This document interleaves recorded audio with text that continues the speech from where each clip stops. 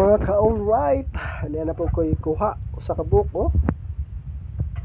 Ibog kailan mo kung saan na siya. Oh, buhay pa. Kaya siyempre, hindi po ko ikuha ng mga aninikan. Oh, buhay po siya, kamang-kamang po siya mga ka-alright.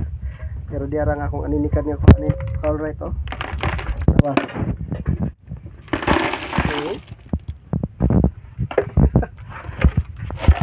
Ibay ko kukuha mga aninikan, oh, mga ka-alright. Oh. Naanatay sudan karong gabi una og para ugma.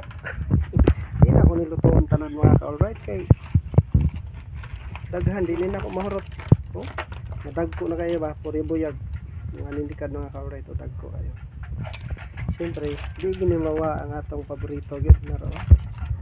Ano, oh, atong paborito matama lahi-lahi og kanang color. Oh, buhay pa yan mga ka-alright. Alright, oh, gapang-gapang pa siya mga ka-alright. Pero ngayon lulutuin ko yan, hindi ko yan pwedeng ipabukas kasi mamamatay yan. Ito bukas ko na yung iba. Yan ang aking kuha ngayong hapon. Masarap to sa masarap ang sabaw nito mga ka-alright.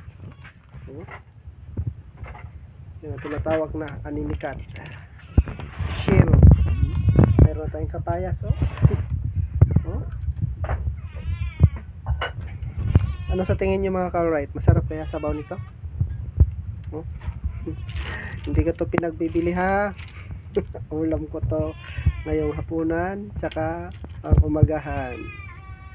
Ayan. Pwede ko na rin itong baunin bukas. Sakali may pasok. Pasok tayo dun sa kuan. Paggawa ng kuan ba? Bumba.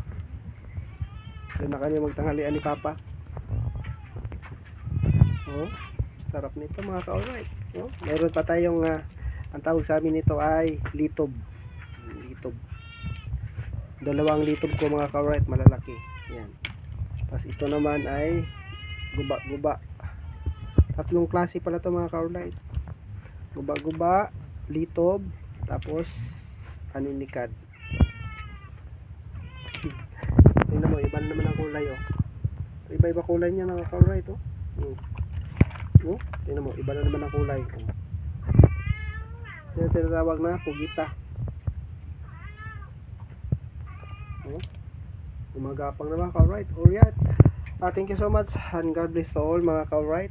Maraming salamat sa inyong pagtangkilik at panonood sa aking YouTube at Facebook page. Maraming salamat sa inyong lahat. God bless po sa inyong lahat. Babus!